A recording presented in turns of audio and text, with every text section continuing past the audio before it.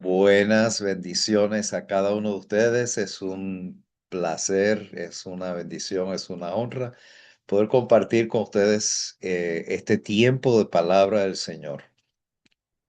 De verdad que el primero que aprende y el primero que se goza en, en todo lo que estamos recibiendo soy yo. Yo quiero decirles que me aprovecho de repasar las escrituras, de entrar a ellas, de moverme en ella, de escudriñar las escrituras. Esa es algo que por tantos años, por tantos y por tantos años, yo he experimentado, he vivido, y es que, volví y lo repito, ustedes saben que yo repito muchas frases y términos que están en las escrituras. La palabra es vida, es espíritu y vida. Todo pasará, pero mi palabra no pasará. Y hemos estudiado que Jesucristo, la palabra, el verbo, palabra creativa, es espíritu, es vida, paz. Entonces, cada vez que nosotros abrimos las escrituras y empezamos a tocar un tema que es bien, ¿verdad? Ese tema que vamos a tocar se pone en armonía con las escrituras mismas, o sea, el propósito que Dios tiene para que cuando nosotros abramos las escrituras recibamos eh, eternidad, recibamos divinidad, recibamos revelación, seamos transformados.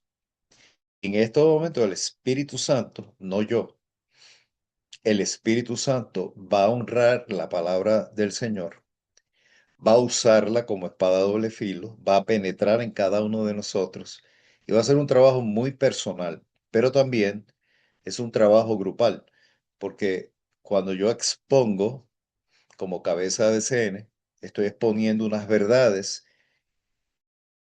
que ustedes viven, la hacen parte de sus vidas y eso nos une, nos da una unidad porque estamos en el mismo espíritu, estamos en la misma verdad, estamos en la misma revelación y esos son los elementos necesarios para que cuando nosotros oramos, cuando nosotros hablamos, cuando nosotros exponemos el Evangelio del Reino, estamos en acuerdo en lo que estamos haciendo porque lo estamos haciendo por revelación de la palabra. Entonces esa palabra empieza a operar a través de nuestros labios, empieza a operar a través de lo que nosotros hemos creído, la convicción que tenemos de la palabra de Dios en ese tema en particular, en este caso la revelación de Jesucristo como creador, salvador y rey. Y cuando nos vamos a Colosenses 1, todo automáticamente comienza el Espíritu Santo a operar en nosotros, tanto ministrando en lo personal, como le dije, en lo individual, en la realidad tuya personal que Él sabe que tú tienes y que hoy te va a hablar, hoy te va a decir algo que va a transformar tu manera de pensar, tu manera de sentir, tu manera de vivir y que va a romper y quebrantar lo que te tiene atado o atada. Por eso el Señor dice, conoceréis la verdad y la verdad os hará libre. Y la palabra es verdad. Entonces, conocer la verdad, recibir la revelación, nos liberta. Entonces, tienes que tener un nivel de fe, de convicción, que esta palabra que vas a recibir ahora, ella va a ministrarte, ella va a transformarte, ella va a libertarte. Entonces, estamos en Colosenses 1. Con gozo dando gracias al Padre que nos hizo aptos para participar de la herencia de los santos en luz, el cual nos ha librado de la potestad de las tinieblas y trasladado al reino de su amado Hijo, en quien tenemos redención por su sangre y el perdón de pecados. Es importante estos versos desde el 12, no leí desde el primero, obviamente, porque estamos hablando ya directamente de la revelación de Jesucristo. Entonces el apóstol Pablo comienza con algo que es muy humano, con gozo dando gracias al Padre. O sea, la parte muy humana, muy así. Pero una razón por cual estamos agradecidos. O sea, si yo te pregunto por qué estás agradecido o agradecida, Por lo regular, nosotros vamos a estar diciendo, bueno, porque hoy hemos tenido un día muy bonito, porque ha pasado esto, ha pasado aquello, y empezamos a hablar testimonios, ¿verdad? De cosas de la vida que hemos tenido que han sido buenas, y algunos, pues entonces, que han tenido momentos difíciles también, bueno, estoy agradecido también porque hoy no me fue tan bien, hoy pasó esto, aquello, lo otro. Pero cuando nosotros fundamentamos la gratitud en la revelación, en lo que tenemos del Señor Jesucristo, en lo que conocemos del Señor Jesucristo, en lo que se nos ha impartido de nuestro Señor Jesucristo, entonces la gratitud se convierte en una transición o en un movimiento de lo humano a lo sobrenatural. Entonces, la gratitud viene a consecuencia de la revelación. Acuérdate de eso. El Señor te revela algo fuerte, que esta noche vamos a sacar más revelaciones.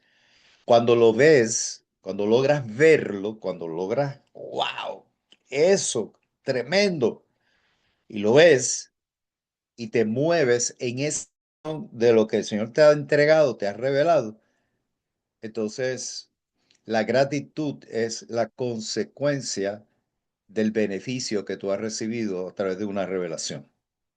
Y por eso el apóstol Pablo puede definir todo, o sea, cuando él dice nos hizo aptos para participar de la herencia de los santos, que ya lo expliqué, o sea, eso en sí tiene realmente ya unas connotaciones extraordinarias, que nos ha librado de la potestad de las tinieblas y trasladado al reino de su amado Hijo, ya lo vimos.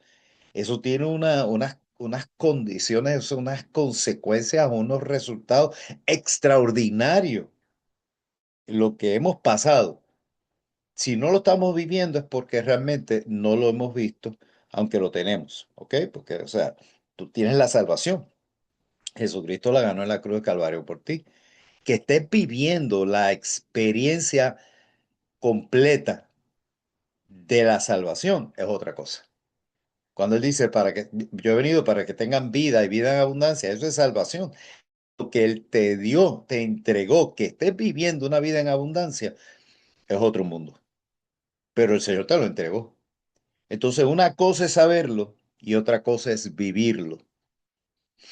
Por eso el reto siempre va a ser que cada vez que el Señor nos da algo, nos revela en su palabra algo, lo empiezas a vivir, empiezas a trabajar para vivir. ¿Qué significa estar viviendo en el reino de su amado Hijo? ¿O qué significa participar de la herencia de los santos en luz?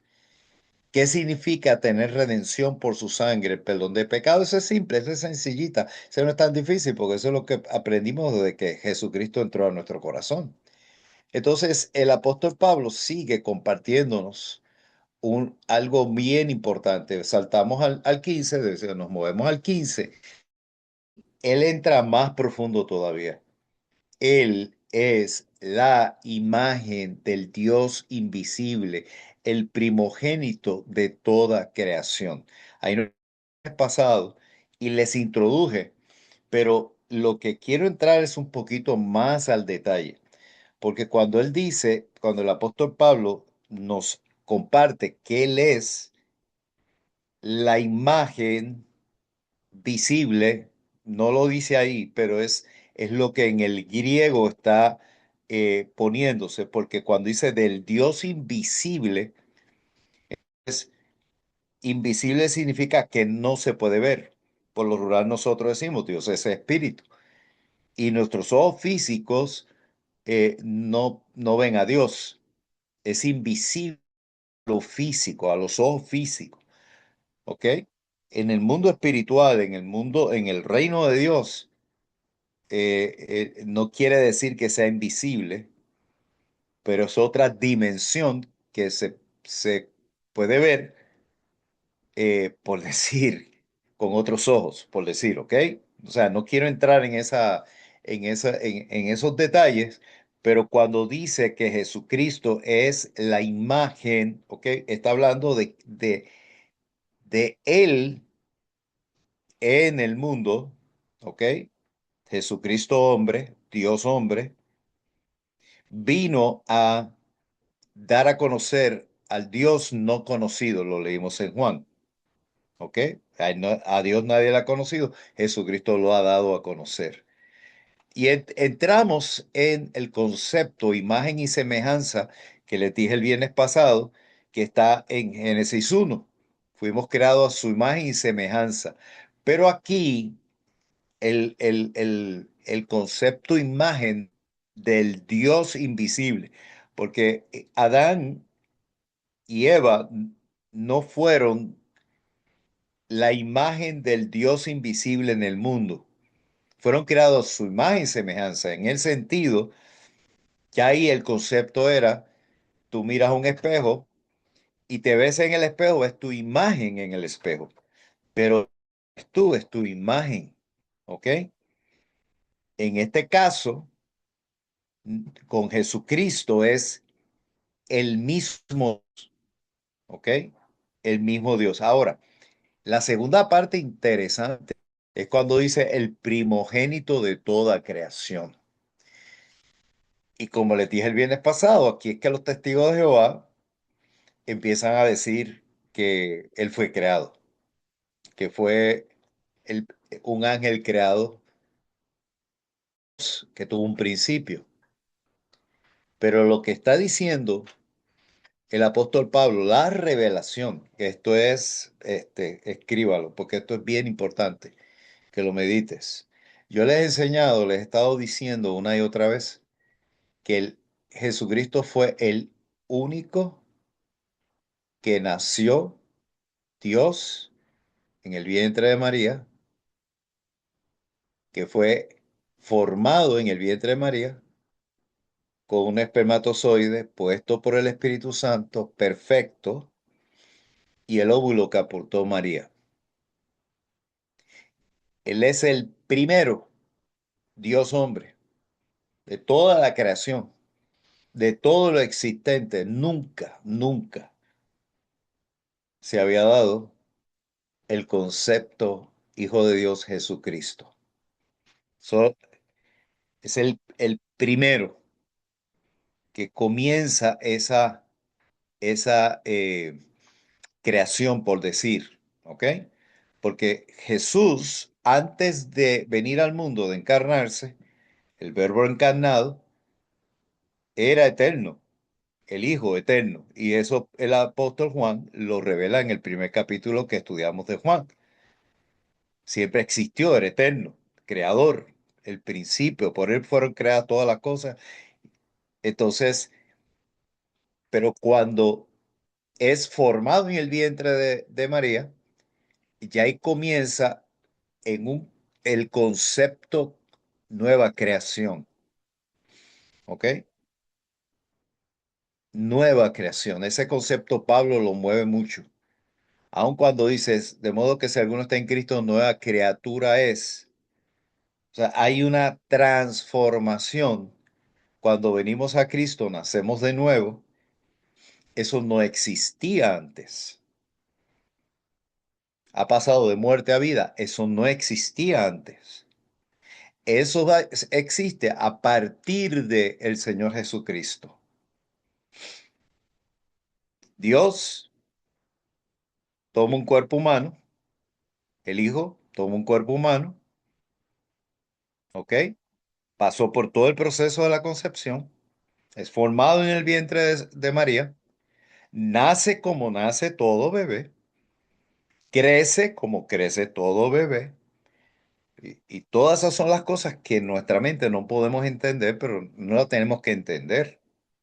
O sea, para nosotros no podemos entender a Dios, pero sí podemos conocer. Y esa es la diferencia entre entender y conocer, entre tener un conocimiento intelectual que podemos definirlo y otra cosa es una revelación que el espíritu nuestro la recibe y cuando la recibe transforma nuestras vidas porque es la fe que opera en ese proceso. Entonces yo lo sé y yo sé que yo sé que yo sé que yo sé lo que estoy diciendo porque lo creo, que yo creo lo que creo.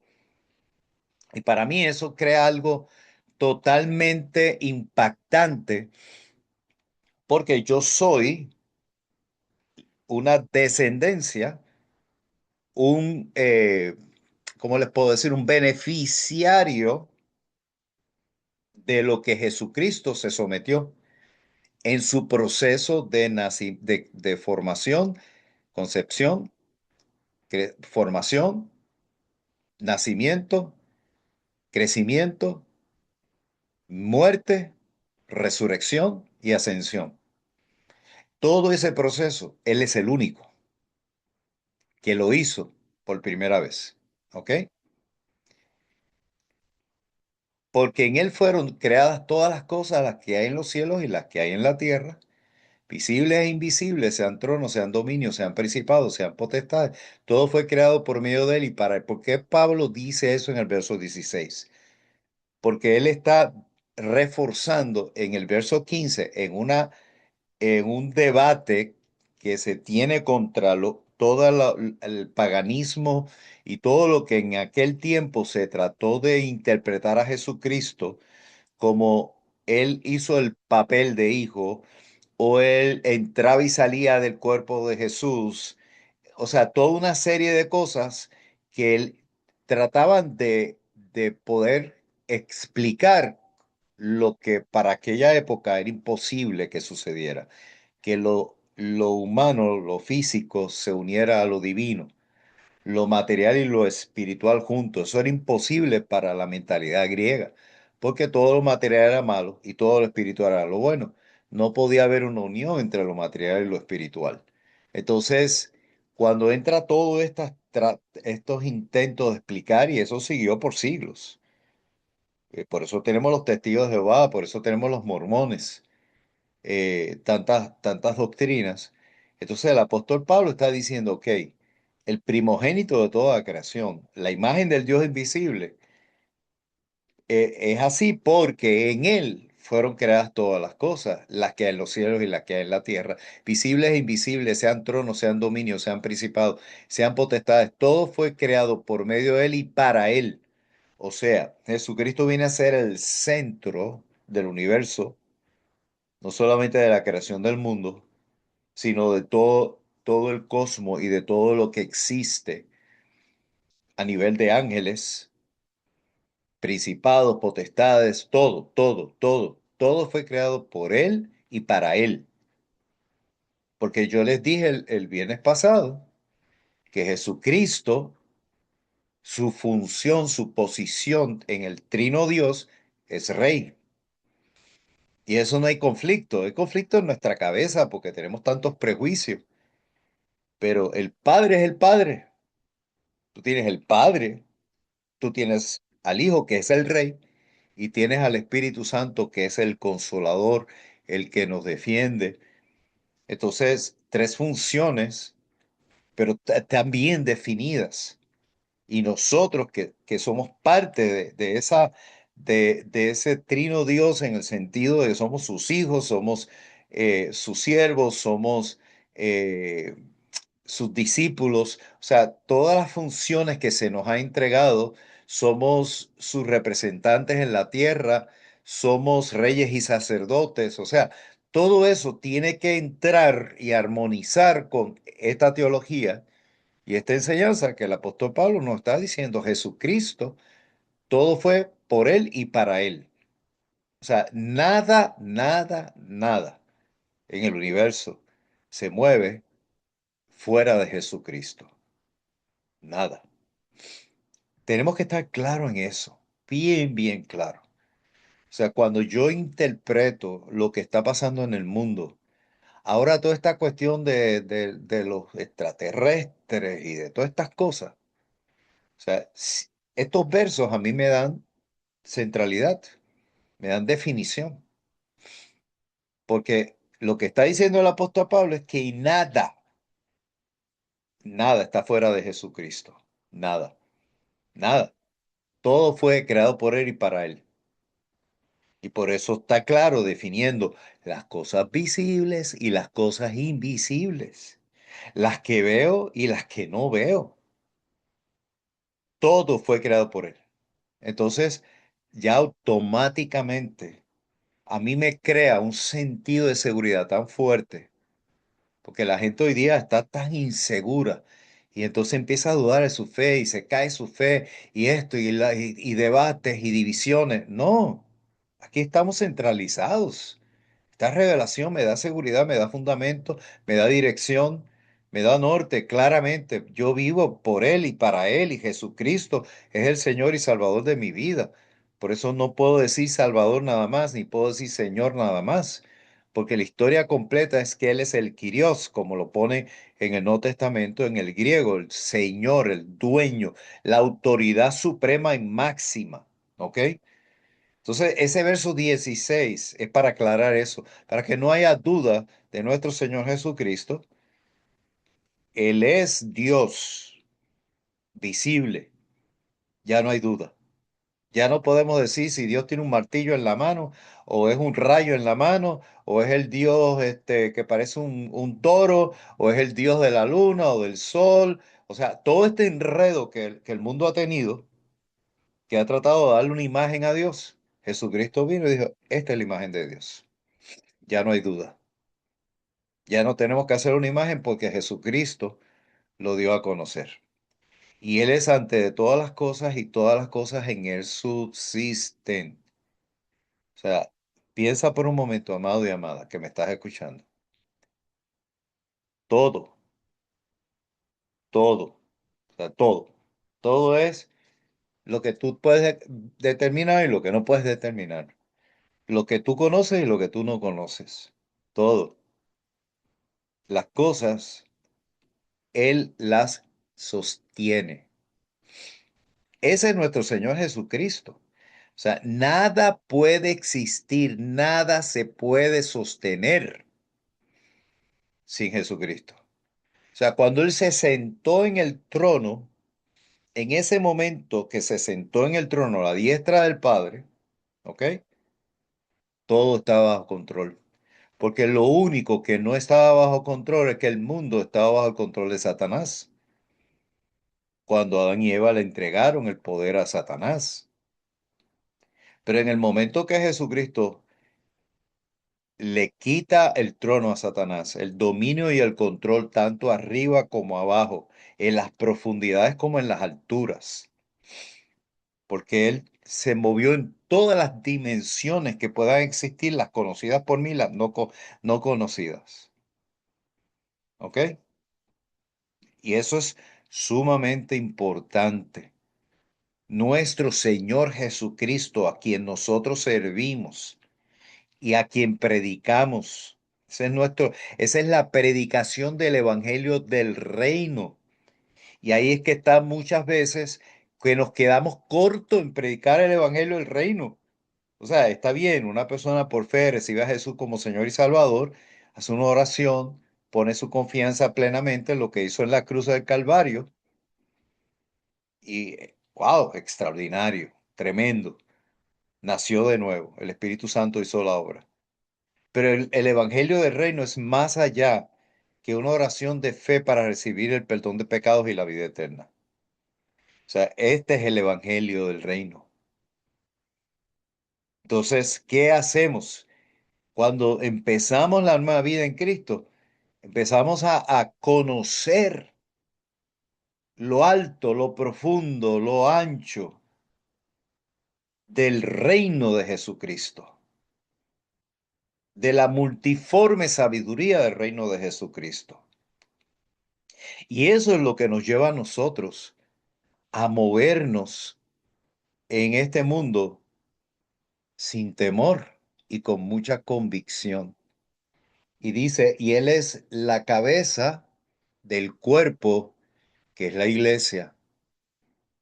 Ahí nos ubicamos nosotros, porque Él, la imagen del Dios invisible, creador de todo lo existente, que todo subsiste por Él, que todo se mueve, que todo vive por Jesucristo, nada puede sobrevivir, nada puede vivir si Él no lo sostiene, que está sentado en su trono a la diestra del Padre, que tiene un nombre sobre todo nombre, Él es nuestra cabeza.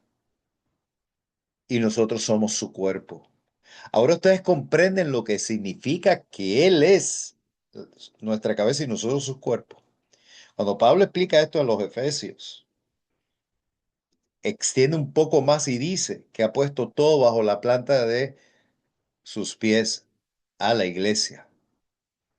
Entonces, amados, o sea, la revelación de Jesucristo trae una revelación del cuerpo de Jesucristo, porque Él nos hizo su cuerpo, ¿ok? Él nos hizo su cuerpo. Él, la revelación que acabamos de recibir de esa grandeza, nos hizo su cuerpo. ¿Qué significa? Que nosotros estamos integrados en toda esa revelación. Y por eso es que la iglesia tiene que capturar toda esta revelación y empezar a operar en esa dirección. O sea, es tiempo que nosotros dejemos de vivir en el complejo de minoría y de víctima y de fracaso y de impotencia, cuando realmente Él nos puso en la tierra para que seamos Él en el mundo, Él en la tierra, y Él como cabeza nos guía para establecer su reino, para manifestar su gloria, para establecer su poder, para tomar territorios, comenzando con la casa, comenzando con nuestra vida inmediata, mundo inmediato. Entonces, yo sé que cuando te hablo esto, algo dentro de ti se empieza a remover. ¿Por qué? Porque todos nosotros eh, sentimos la debilidad interna.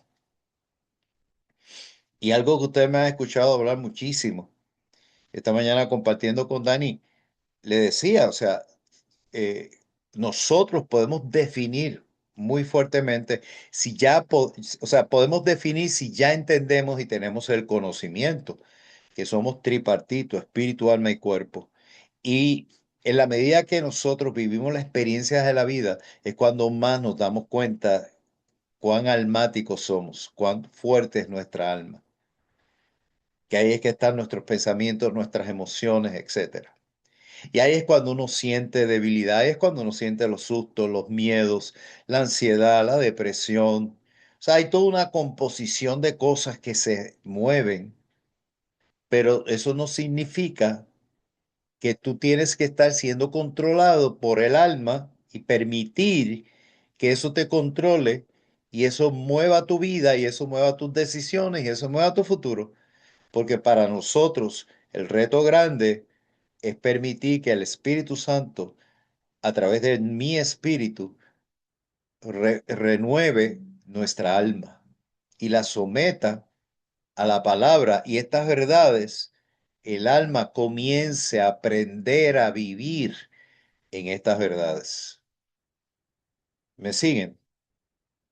Entonces, el alma sabotea estas verdades. Y cuando estamos diciendo que somos el cuerpo de Cristo en el mundo y la autoridad que tenemos, el alma empieza a decir, bueno, es que, pero, mira, mi situación, no, no, no, no, no. O sea, la fe mueve el alma en una dirección. Y esto tenemos que repetirlo y hablarle. Por eso el salmista, alma mía, alaba a Jehová.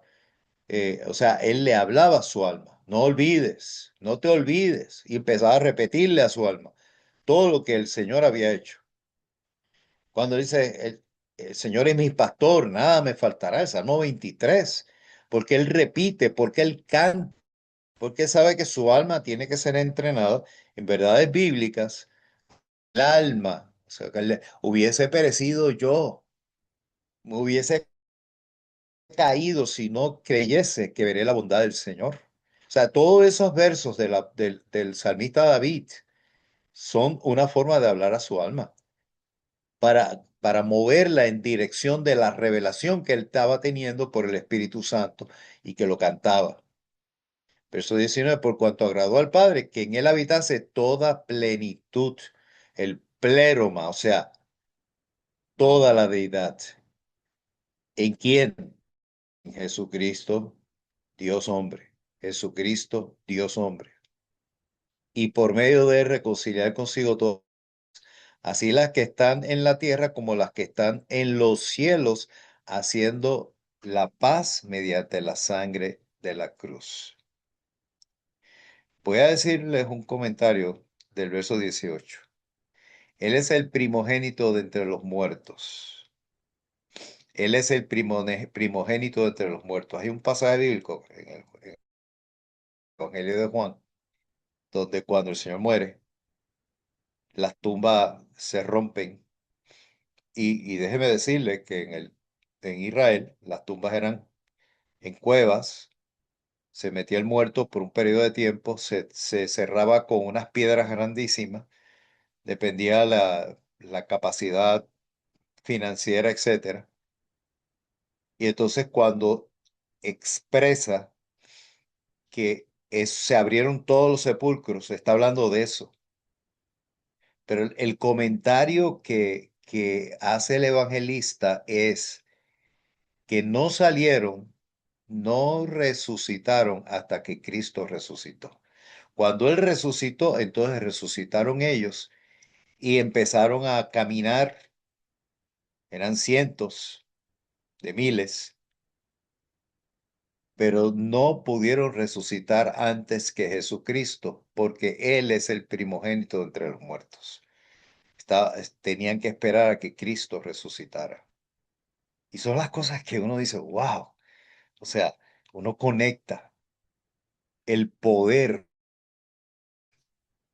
manifestado, el poder de resurrección, que comenzó a romperse.